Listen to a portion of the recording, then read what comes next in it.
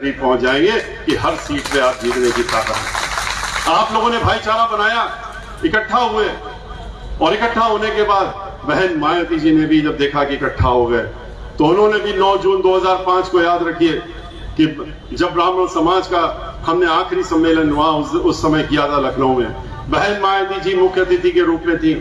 हमने गणेश जी की प्रतिमा उनको भेंट की थी।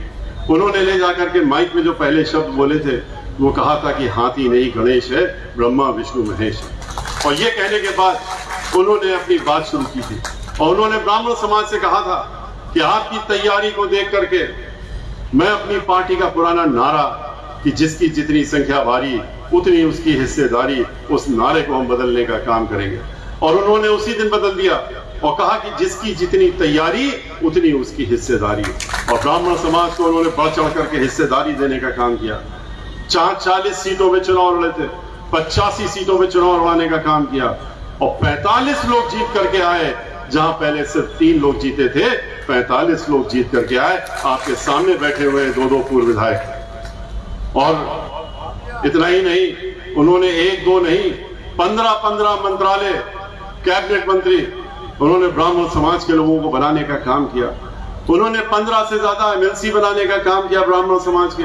विधान परिषद का अध्यक्ष ब्राह्मण समाज का बनाया, सर्व समाज का किया, लेकिन ब्राह्मण समाज को पीछे नहीं छोड़ा, आगे रखने का काम किया। उन्होंने महाधिवक्ता उत्तर प्रदेश का ब्राह्मण समाज बनाया, विधान परिषद का अध्यक्ष ब्राह्मण समाज का बनाया, DGP, चीफ सेक्रेटरी और नीचे अधिकारियों को भी जो महत्वपूर्ण थे उन्होंने ब्राह्मण समाज के लोगों को देने का काम किया। 5000 से ज्यादा सरकारी वकील उच्च न्यायालय से लेके और जिला न्यायालय तक उन्होंने ब्राह्मण समाज के लोगों को वकील, सरकारी वकील बना करके 10 गुना उनका मानदेय बढ़ाने का काम किया। ये सब बहन मायावती जी ने किया। आधा दर्जन उन्होंने MP लोकसभा में ब्राह्मण समाज के भेजे, हमको उन्होंने राज्यसभा में नेता बनाया, वहां पर ब्राह्मण समाज के एक व्यक्ति को उपनेता बनाया। और आज के रोज तो लोकसभा में भी ब्राह्मण समाज के राकेश पांडे को उन्होंने वहां पर भी नेता बना करके समाज को आपके उन्होंने अपना मान सम्मान बढ़ाने का काम किया। उन्होंने जितना हमने नहीं सोचा था उससे ज्यादा बढ़ चढ़ करके सर्व समाज के साथ करते हुए ब्राह्मण समाज को उन्होंने उतना मान सम्मान दिया कि उनकी खोई हुई मान सम्मान को वापस लौटाने का काम किया। लेकिन उसके बाद समाजवादी पार्टी की सरकार आई। वो आप लोगों को मालूम है किस तरीके से उनके खुद के ब्राह्मण समाज के जो संस्थापक रहे थे राजा राम पांडे जी, उनका मकान छीन लिया, उनकी मंत्रालय छीन लिया, उनको इतना बेइज्जत किया कि वो अपने जब तक घर गए हैं उनका हृदय रुक गया, हार्ट अटैक हुआ और उनकी मृत्यु हो गई। इतना ही नहीं, नीरज मिश्रा जो नौजवान साथी था कन्नौज का, उससे नाराज हो गए तो ये हुक्म पर फरमान जारी कर दिया कि इसका कटा हुआ सर हम तो अब लखनऊ में देखेंगे। और आपने भी पढ़ा, मैगजीनों में, अखबारों में सब छपा था, बड़ा उसकी तस्वीरें भी निकली थी, किस तरीके से उसका सर कटवा करके और लखनऊ ले जाया गया था। ये वो समाजवादी पार्टी की सरकार थी। लेकिन हम लोग बहक गए, ब्राह्मण समाज के लोग इनके धर्म के नाम पे बहक गए और बहकने के साथ में हमने इनको वोट देने का काम किया। और आज क्या नतीजा है वो सबके सामने है। किस तरह से किसानों को परेशान किया जा रहा है, किस तरह से 3 कानून लाद दिए उनके ऊपर, ऐसे कानून लाद दिए हैं जो कि जिससे उनकी जमीन हमेशा हमेशा के लिए उनसे छीन जाएगी। उनको मजबूरन होकर के जिस दिन ये कानून लागू हो गए उनको मजबूरन होकर के ये जमीनें ठेके में देनी पड़ेंगी और उसके बाद 1-2 साल के बाद जो ठेके का पैसा है वो बंद हो जाएगा। ये कहते हुए उद्योगपति बंद कर देंगे कि आपकी तो फसल खराब हो गई, आपका बीज खराब था, आपकी बाढ़ आ गई, आपकी सूखा पड़ गया और जमीन आपको वापस लेकिन नहीं मिलेगी, जमीन उन्हीं के पास चली जाएगी। उसके लिए हम लोग लड़ रहे हैं किसानों के साथ में। हम लोग पार्लियामेंट में भी, पार्लियामेंट से बाहर भी लड़ने का काम कर रहे हैं, लेकिन इनको कोई फर्क नहीं पड़ता। ये वो पार्टी है जो कि जानती है कि जब फिर चुनाव आएगा, चुनाव आते ही हम फिर से पहुंच जाएंगे तरह तरह के रूप रंग दिखा करके। और जिस तरीके से रूप रंग दिखाए जाते हैं खास तौर से धर्म के नाम पे, उसको दिखा करके और लोगों को बहकाने का, बहलाने का काम करेंगे और उसके बाद फिर वोट ले लेंगे। लेकिन याद रखिए, जिस तरह से काशी विश्वनाथ जी का आज मंजर देखा हमने, जिस तरीके से आप लोग भी जा करके देखिए, कभी सोचा आपने, सुना है? हमने भी हमारा भी मंदिर बना, हमने भी मंदिर बनवाया हुआ, प्राण प्रतिष्ठा करी, तब मूर्तियों को स्थापित किया, और जिन मूर्तियों को प्राण प्रतिष्ठा कर दी, उन प्राण प्रतिष्ठा की मूर्तियों को हटाया नहीं जा सकता, उनको वहां से हिला डुला नहीं सकते। ये कहां पर किस किस पुराण वेद में और कहां ये लिखा हुआ पढ़ लिया इन्होंने कि इन्होंने वहां पर जो मूर्तियां स्थापित की, चाहे गणेश जी की हो और चाहे वो जो भी मूर्तियां हो, इन्होंने वहां पर पंचायत के बीच में पार्वती जी की मूर्ति, बताइए शिव जी हैं वहां, पार्वती जी को हटा दिया आपने, उनकी जो स्थान था वहां से हटा दिया आपने, अन्नपूर्णा जी की मूर्ति हटा दी, वो और जगह ही तोड़ दी वाली, आपने गणेश जी की मूर्ति हटा दी और कहां ले गए पता ही नहीं, कहां ले जाके रख दिया आपने हनुमान जी की वहां 2-2 मूर्तियां थी वो हटा दी। कितनी मूर्तियां आपने जो प्राण प्रतिष्ठित थी और हजारों वर्षों से वहां पर थी, जिनकी पूजा होती आ रही, अर्चना होती जा रही है, और आपने उनको उठा करके और अपना क्रेन लगाई है, जो भी लगाया उठा करके ले गया और मंदिर तोड़ दिया। ये कितना बड़ा घोर पाप है, ये इन्होंने कभी सोचा नहीं। इनको पंडितों से, पुजारियों से कुछ तो सलाह कर लेनी चाहिए थी। ये इन्होंने तालाबंदी करके, छिप करके ये सारे कार्य तो कर दिए, पर अब वो मूर्तियां, प्रतिष्ठित मूर्तियां, प्राण प्रतिष्ठित मूर्तियां, आपने तो उनके प्राण जो एक तरीके से हरने का काम किया है। तो प्राण प्रतिष्ठित मूर्तियां हटाने का मतलब प्राण नहीं रह गए वहां, और आप उनको कहीं भी ले जाएं, कहीं भी मंदिर बना दें, तो वो प्रतिष्ठा तो, उनकी प्राण प्रतिष्ठा तो खत्म हो गई और वहां पूरा स्वरूप ही बदल गया। आप और भी आगे कुछ कर सकते थे, कहीं से भी कुछ कर, लेकिन उन मंदिरों को क्यों तोड़ने का काम किया? अब मुझे तो ये भी डर है कि कल के रोज, अभी तो ये इन्होंने इन सारे लोगों को, उनके जो उनके साथ में बैठे हुए थे, उनके चारों तरफ इनकी मूर्तियों को उठा करके और पता नहीं कहां कहां ले जा करके और खंडित किया, क्या किया, ले आके रख दिया है। कल के रोज ऐसा ना हो, वो भी हो सकता है इनके रहते हुए कि कल के रोज ऐसा ना हो ये आए और अपना बुलडोजर लेकर के और कुछ और मशीन लेकर के और भगवान शिव की ही मूर्ति को ये उठा ले जाएं और कहीं ले जाने का काम करें। जब ये गंगा नदी को पाट सकते हैं तो ये कुछ भी कर सकते हैं, और इसके लिए आप लोगों को सतर्क रहना पड़ेगा। जो इन्होंने ये कार्य किया है, ये कार्य इन्होंने ईश्वर के साथ में इन्होंने धोखा देने का काम किया है। और ईश्वर जो है ठीक है, नश्वर है, लेकिन ईश्वर सब देखते हैं।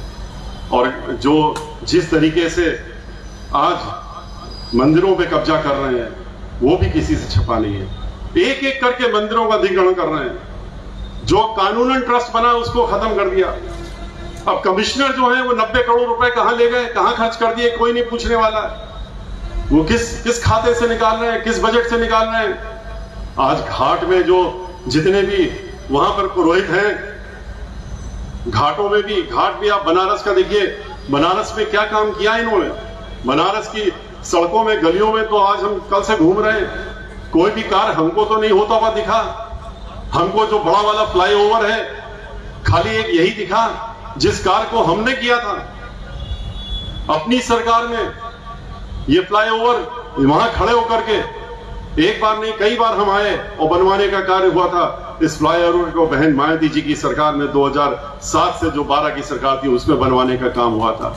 जितने घाट हैं यहाँ पर 80 घाट में आप देखते हैं, ये सारे घाटों को ठीक कराने का काम उसी समय हुआ था और हम लोगों ने खड़े करवाने का काम किया था। एक हिस्सा छोटा सा खाली रह गया था, वो भी हमने बहन मायावती जी को जाके नक्शा दिया था कि एक छोटा सा हिस्सा रह गया है, ये आपस में सारे घाट मिल जाएंगे। और जब ये था कि अगली जैसे ही सरकार आगे 12 के बाद उसको भी हम पूरा कर देंगे, उस कार्य को भी पूरा करने का करेंगे। लेकिन नहीं, मंदिर के अंदर का परिसर बढ़ाने का काम हमने भी किया था, हमारी सरकार में भी हुआ था, इस तरीके से नहीं हुआ था। आपको याद होगा जो लोग यहाँ मंदिर में जाते रहते हैं, 2002-2007 कि हम लोगों ने मंदिर के में जो एक स्थान था मंदिर को के बाहर प्रांगण चौड़ा करने के लिए, उस स्थान को लेकर के प्रांगण चौड़ा किया था, उसको ठीक किया था। लेकिन इस तरह से वहां ध्वस्तीकरण नहीं किया था, विध्वंस नहीं किया था, जिस तरीके से आज मंदिरों को ही और मूर्तियों को ही विध्वंस करने का काम कर दिया गया है। मंदिर के घाटों में जो पुरोहित पूजा करते हैं, अब उनको भी परेशानी हो रही है। हमसे मिले थे आके कुछ लोग, उन्होंने कहा कि अगला हमला हमारे ऊपर है। वो तो हो ही गया था, अभी कुछ दिन के लिए रोक दिया गया है, शोरगुल हुआ तो रोकने का काम किया। और वो ये है कि वहां पर उन्होंने कहा कि उस जगह पर ये हम लोगों से भी पैसा लेने का काम करेंगे। कहते हैं जितने जजमान हैं, जितने भी जजमान वहां पर आएंगे घाट में पूजा करने के लिए, उनसे वो आप चंदा उनसे लीजिए और हम आपसे रुपया लेंगे। तो अब हमको गंगा जी के दर्शन करने के लिए और वहां जाने के लिए सरकार के खाते में पैसा देना पड़ेगा, वरना ये पुरोहित जो है बाहर हो जाएंगे। पंडितों को तो आपने बाहर कर ही दिया मंदिर से, उनकी तो जीविका आपने खतरे में डाली थी। पूरे प्रदेश के मंदिरों पे कब्जा आप कर ही रहे हैं, अधिग्रहण कर रहे हैं, कब्जा कर रहे हैं। मठ से निकाल करके, गोरखपुर के मठ से निकाल करके, और हर मंदिर में आपने 2-2, 4-4 आदमी भेज दिए हैं।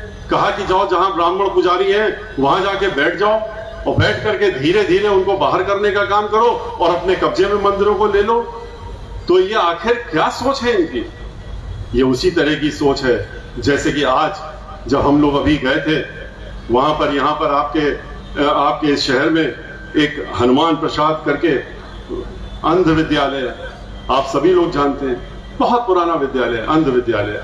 और वो अंध विद्यालय, वहां पर 12वीं तक पढ़ाई होती थी, सरकार से अनुदान मिलता था और वहां के जो ट्रस्टी हैं उसको चलाने का काम करते थे।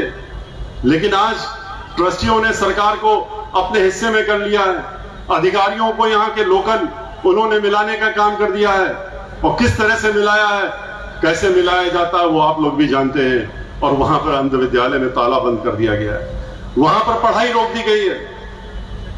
वो हमारे दृष्टिविहीन, दृष्टिबाधित जो बालक लोग हैं वो सड़कों में बाहर बैठे 15-15 दिनों से अनशन पे बैठे हुए हैं और उनकी कोई नहीं सुन रहा है।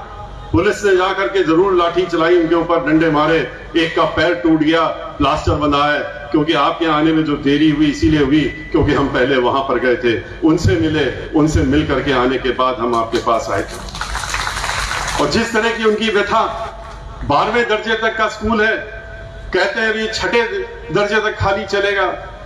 ये इस सरकार की सोच दिखाता है। और जो सरकार को, ये जो वहां के ट्रस्टी हैं जो कि सरकार को अपना हिसाब किताब उनसे करते रहते हैं, उन लोगों की घिनौनी सोच को दिखाता है कि आप, हम लोग केंद्र की सरकार और प्रदेश की सरकार दृष्टिबाधितों के बारे में तो बहुत चीज बातचीत करती है, लेकिन करती क्या है?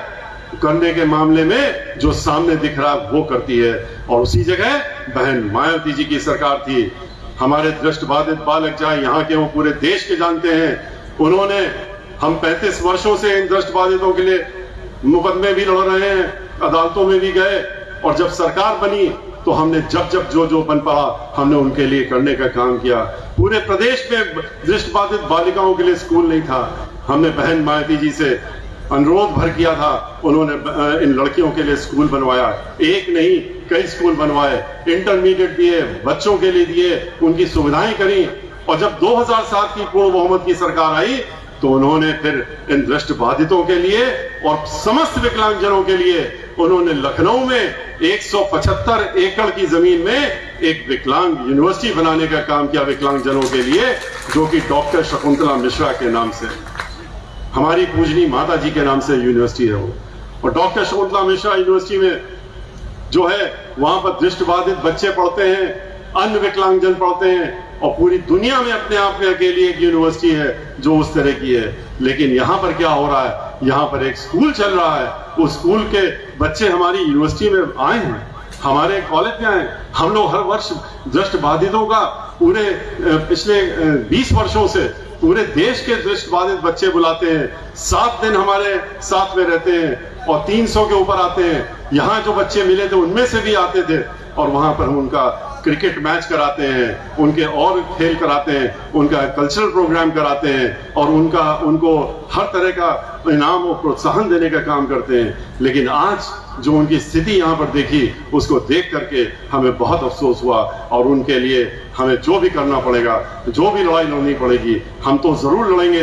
लेकिन बनारस के वासियों से कहते हैं कि आप लोगों से अनुरोध करते हैं जो यहाँ मौजूद हैं कि आप लोग भी वहां पर जाइए और जा करके उन लोगों से मिलिए, उनका हौसला बढ़ाने का काम करिए, अपना दबाव बनाने का काम करिए, शासन प्रशासन और जो वहां के ट्रस्टी हैं उनके ऊपर, कि उनके साथ में अन्याय करना बंद करें और उनके साथ में न्याय करें। इसी के साथ मैं आपसे अंतिम अनुरोध करते हुए कि अगर आप कानून द्वारा कानून की सरकार चाहते हैं, जिस तरह से 2007 में से 12 में और उसके पहले भी जब भी माननीय बहन मायावती जी इस प्रदेश की मुख्यमंत्री रही, आपने देखा कि किस तरह कानून द्वारा कानून का राज चला है। उसी तरह का राज अगर आप चाहते हैं, फिर से कानून का राज स्थापित कराना चाहते हैं, ये गुंडा राज, माफिया राज और ये पुलिस राज खत्म कराना चाहते हैं, तो फिर आप दोबारा से इकट्ठा होकर के, एकजुट होकर के इन सभी बातों को अपने साथ सीमित न रखे, गांव-गांव में ले जा करके, अपने लोगों के बीच में, परिजनों के बीच में ले जा करके और इसको बताने का काम करिए और हमारे हाथ मजबूत करने का काम करिए। हमारे हाथ आप मजबूत करेंगे, आपके हाथ अपने आप मजबूत हो जाएंगे और हम सब मिल करके बहन मायावती जी के हाथ मजबूत करते हुए उनको उत्तर प्रदेश की 5वीं बार मुख्यमंत्री बनाने का संकल्प लेते हुए यहां से अपनी बात का विदा लेने का काम करेंगे। और मैं इसी के साथ अपनी बात समाप्त करता हूं, आपसे विदा लेता हूं। जय भीम, जय भारत, जय परशुराम, जय काशी विश्वनाथ।